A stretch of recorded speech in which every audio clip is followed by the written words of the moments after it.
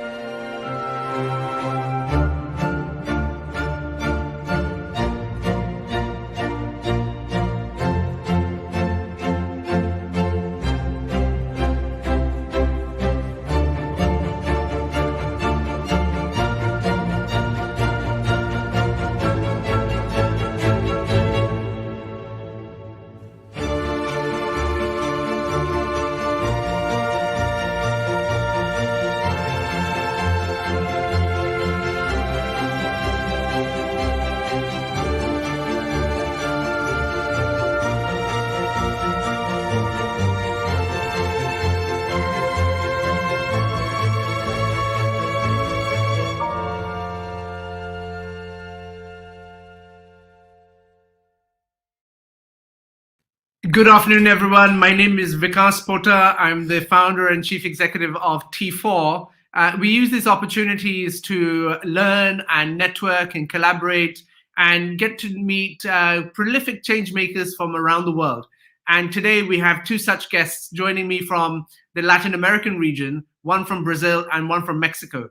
And both of these individuals who represent organizations are also catalyst partners for the forthcoming Teacher Tech Summit that takes place in a month's time online. And so without further ado, I want to introduce you to Lucia Dellagnelo and Fernando Valenzuela. Fernando, firstly, before we start anything, I should say happy birthday to you. And as we said, it's a happy 50th birthday, if I'm not mistaken. But we shall be that generous and move on from that comment. Fernando, you're based in Mexico. Can you introduce your work as the founder of EdLatam?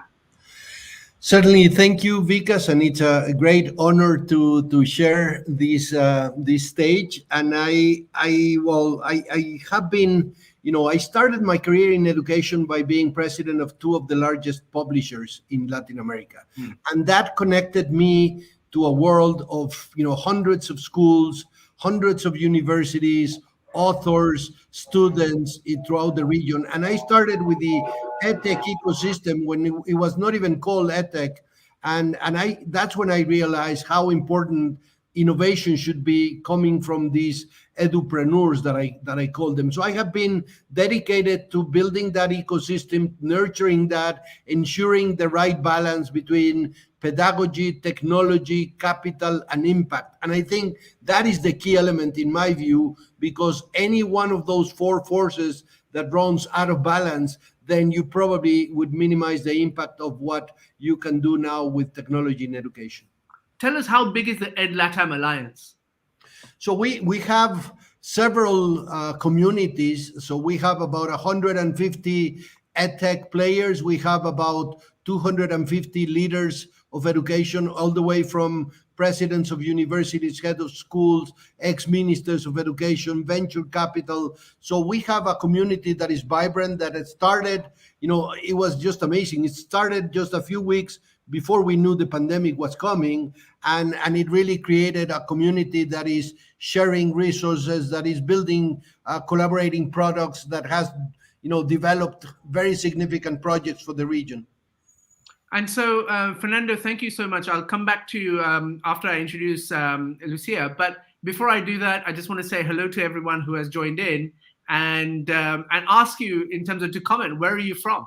So I see there's a lady called Ginwa Masri who says, hello, where are you from, Ginwa? Oleyemi saying, good afternoon to everyone from Nigeria. Nilofer, hi again from Bangladesh. Obviously, Kalyani Rao is from India. We have again, Nilofer is from Bangladesh. We have Mais from Jordan. We have, is it Nikuru? Nikuru, I assume this is Nigeria. Oleyemi, I totally understand. I know you'll join later. You have a special assignment. You're still teaching. Thank you for joining. Katyayani from India, for sure. You have the Jodi Foundation, obviously. Then we have Chandra from Sri Lanka also watching. Thank you all for participating, and it's great to see. And actually, and of course, Alejandra from Argentina. And so that is one person, at least from the region, that is watching. And what I really love about these platforms, Lucia and Fernando, is just the global nature of what happens in our community, right? And so, I remember living in London, it's not often that you do think about, all these wonderful places in other parts of the world. And so I think these kinds of opportunities are fantastic. So, Lucia, let me introduce you. Lucia is a prolific person in the world of education. You've done tons and tons. But the thing that you are now engaged with in your building is a Center of Innovation for Brazilian Education. You're based in Brazil. Tell us about your work. Hi, Vikas. It's very nice to be here with you and Fernando. CIAB, which is the Center of Innovation for Brazilian Education, was created to bring the culture of innovation and try to explore the use of technology to improve the quality and equity in Brazilian education. Brazil has many, many challenges in public education. Brazilian students are not learning what they are supposed to learn. And there is a lot of inequality among students and among the educational opportunities that students have access. So we are trying to understand the role of technology in contributing for this, to face these challenges of quality and equity in Brazilian education. What we are trying to do is to strengthen the capacity of departments of education all over Brazil, both at state and municipal levels, to understand technology and to understand how technology could transform pedagogy, looking for those goals. So our work is not a focus on technology, but on pedagogy and how we can use technology for transformation, for finding new ways, more attractive ways, more effective ways, really to promote learning among Brazilian students. And Lucia, it's really great that you talk about that. And I remember in your history, you were a state secretary, if I'm not mistaken, of education. Is that right? Actually, of economic development. I was not the secretary of education, but I was responsible for developing economic policies based on innovation. And they say, all right, but then we have to look at education and how we are preparing our children and youth to really make this new economy happen. And I could see that technology and innovation was transforming different sectors of society, and education was kind of apart from this movement of trying to understand the promise. I always talk about the promise of technology, because technology can be a really good thing, but it can have no impact on education depending on how you incorporate it. But tell me, Lucia, I mean, not wanting to give our politicians in the world a hard time, but, do they really understand technology and what's required? I think we haven't understood the real power of technology. And I think our big mistake is to think about technology only in terms of infrastructure, how to distribute computers and how to connect schools. But there is a more important factor that has to do with teachers and principals in school and how they understand and how they plan the use, the incorporation of technology, both at the curriculum, but also in the teaching practice that happen in that school. So again, teachers for me is the most important element when you think about the incorporation of technology in education. And usually they do not receive as much as investment and attention as they should, really, to be the actors, the main actors of this digital transformation that we want for education. I mean, so Lucia, in the survey that we conducted last year called Turn into Technology, where we had over 20,000 responses from around the world, the thing that teachers told us about the use of technology and their perceptions, their uses, their behaviors, was that they wanted more teacher professional development. Now, when you think about the cost of that, right, for a state, in that they already spend a lot of money on teacher training, let's just assume that. But because of the pandemic, you have the situation where teachers have had to be upskilled. Can that investment be sustained on a regular basis by state ministries in Brazil as to how they think about capacity building of their existing teachers? Well, it has to be, because that's the most important factor. But you can have partners to do that, and we have data on 88,000 teachers in Brazil. We have a self-evaluation tool for digital competency, and teachers are not only trying to understand where they are in the development of digital skills, but most importantly, they are actively looking for professional development opportunities to develop these digital skills. So, of course, we need policies to offer these educational opportunities, but I think it's very important for any teacher, every teacher in the 21st century, to understand that incorporating technology is part of the teaching profession, and they should look for opportunities to develop those skills in order to be a better teacher. It's not that technology will, of course, substitute teachers, but it would enhance the work of teachers. And I think it's what every teacher would want and wants, that he's more capable of teaching every student. Tell me, and this is the last question I'll ask you on this subject, and then I'll go to Fernando, because I have a few other spicy questions for him as well. In terms of, like, Lucia, which state governments are doing it well in Brazil? I just wrote an article about 3 good examples in Brazil. But it's interesting because most of these experiences of professional development using technology require certain level of digital skills. So although they were very innovative, creating communities of practice, trying to identify teachers that had more advanced digital skills to help others. So they used a very interesting model of peer-to-peer learning and creating communities of practice and communities of learning. But what I point out that is I think we have to worry about is that teachers that do not have any digital skill cannot enjoy and benefit from these learning opportunities, these innovative learning opportunities that are being offered by states and municipalities. So digital skills is now an enabler, but also a prerequisite of a teacher to be able to participate in this professional development. Lucia, you're doing the politician thing to me. You're not answering my question, which is I want you to name names. Which states in Brazil are doing fantastically well?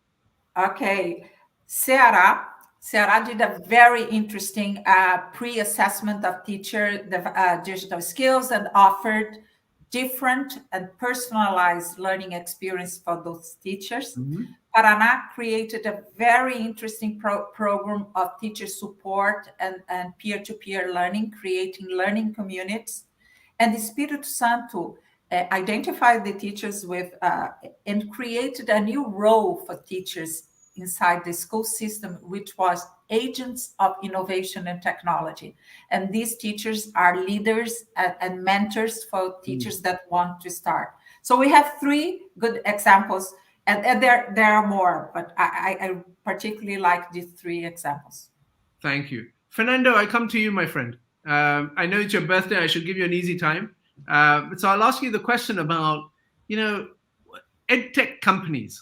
like, who are selling their wares into public education systems in particular. How can we make them more successful? And I'm putting it very politely, by the way. Yeah, so first, it's very, very hard for an EdTech company to play in the governments. We have seen that over the pandemic, only the big ones that were capable of delivering free services for a long period of time were able to provide. And that creates, in my view, a significant challenge, because if you cannot stand these cycles of economic power that is only the big companies can regard it, then you're missing on the big elements that the EdTech startups can bring to the table. So when you look at the numbers and you look at countries, you have all the way from Uruguay with 1 million students to Brazil with 53 million students to Mexico with 30 something million, almost 38 million students. There is no way one solution can solve the needs for all of them at the same time. And there is a requirement for this, coexistence of different solutions for different segments, some of the gender gaps, some of the, social economical gaps can be closed if you look at a different ecosystem of solutions, offline, online, social, emotional. You have math skills, reading skills. So in my view, it is required for us to kind of open those boundaries, to experiment and to let an ecosystem live that it's appropriate to the impact that is required. So in my view, and working with hundreds of these tech startups, they really don't see a lot of opportunities to enter the public education. So what happens, it's only the private segment that really gets to test and experiment with these solutions. And so how do we change that? So I think it's a public policy. I think the first way is to understand that there is no one solution that can solve for the system. And if you do that, then what is required within the governments is for them to think in different ways of a system. It's a system that has many different needs, that has different levels of connectivity. And I think the pandemic already kind of began to open those eyes to see that it's very difficult for one solution to be successful. They had to go to TV, to radio, and all of these to complement, but it was totally disarticulated in the sense that you need to be able to tie together an experience.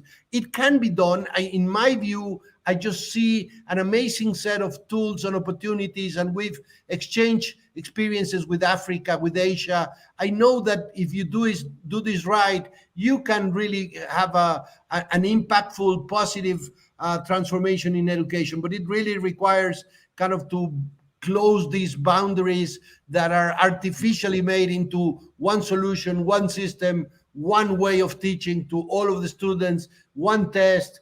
Like if we were all living in the same place or working in the same company for the rest of our lives, no?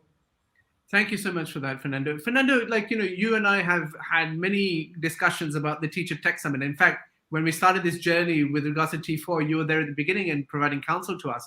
And you saw what happened at last year's Teacher Tech Summit with so many teachers taking part. And this year, we've expanded the program quite significantly and got governments and got co-hosts of the World Bank and OWL Ventures and people like this and organizations like this. Tell me, what excites you about the Teacher Tech Summit, Fernando?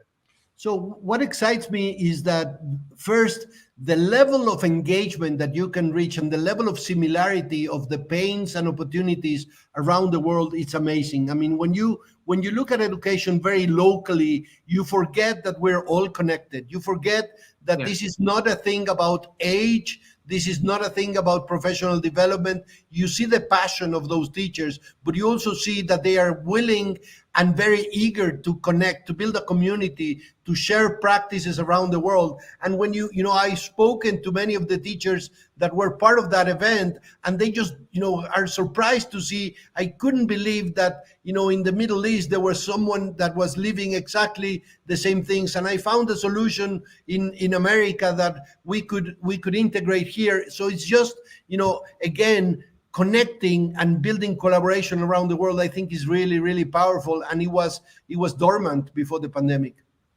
Thank you for sharing that. And Lucia, I come to you on this. I mean, your organization has also decided to partner with the summit. What interests you in terms of what we're trying to do? I think it's very important to bring to the forefront the voices of teachers. We have to understand and make them believe that they are the main actors to perform this transformation that we want with technology. So I think the idea of bringing all teachers from all over the world together, and as Fernando said, realizing that they have the same challenges. It really, yes. Of course, you have some differences in terms of infrastructure and access to technology, but I think teachers have a very common challenge in trying to raise the level of learning of their students. And being able to exchange ideas, to challenge ideas to each other, I think it's very important. So for me, sometimes I go to EdTech summits and the voice of teachers do not have a very big and important space. And I think that EdTech summit makes it right, giving the floor to teachers to talk about technology. Well, you're both very kind for those comments. And I'm really grateful to both of you for partnering with us officially. The summit is in a month's time. And so we know that in your part of the world that schools and teachers are now back to school and they've just come back from summer vacation. And so in this last month, we appreciate any help you can provide to make sure that it gets in front of every single teacher in your country. Fernando, because you are a Latin American network, we are hoping that we can get coverage all over Latin America because of you. So thank you so much for all your support. As final encouragement to the teachers that are watching today on the use of tech, what one message do you have for them, Fernando? So I would say that I think the main message for any teacher is to realize that the emotions that they live through, they can be solved by not working alone with those. I think everybody had significant impact in terms of the burdens of the type of work that they were requested to do. It was very difficult times. So I think the most realization that I find that is positive from the pandemic is to take care of teachers from their emotional standpoint, and then from there collaborating and just sharing best practices around the world. So I think we are optimistic, otherwise we would not work in education, but I see that the level of collaboration that you can achieve now by connecting to other teachers is the right path going forward. Thank you. And Lucia, over to you for the final word. Along the same line, congratulations all teachers of the world for the work that you did during the pandemic. And I want to encourage you to think about technology as a way to enhance your best qualities of teachers, to reach more children, to do it in a more effective way. So be open-minded and open-hearted, and make sure that we are working to make technology enhance your work and improve your work. Well, thank you both for taking part in today's T4 TV, a special one for our Catalyst partners for the Teacher Tech Summit, which is a month away. Whilst I say goodbye to all of you that are watching online, I look forward to connecting with you next week. We have a few more sessions planned like this. But in the meantime, we have two deadlines. So then the 1st of March is a deadline for the World's Best School Prizes, which you'll be aware of. And we've had some tremendous, not just media coverage, but reminders of the deadline. And so if you are a school that's watching, you have until the 1st of March, which is coming up very quickly. And then after that, obviously, I will focus on the Teacher Tech Summit, and that is on the 25th and 26th of March. You can go online on our website and register. And you can do so in many different languages and not just English, which will make it easier. I should say that the Teacher Tech Summit is in all the main languages of the world. And therefore, you will have caption translations if you don't speak English. So you'll be able to take part, follow, and make the event accessible to all of you. Thank you all very much. And I look forward to the next opportunity of connecting. Goodbye.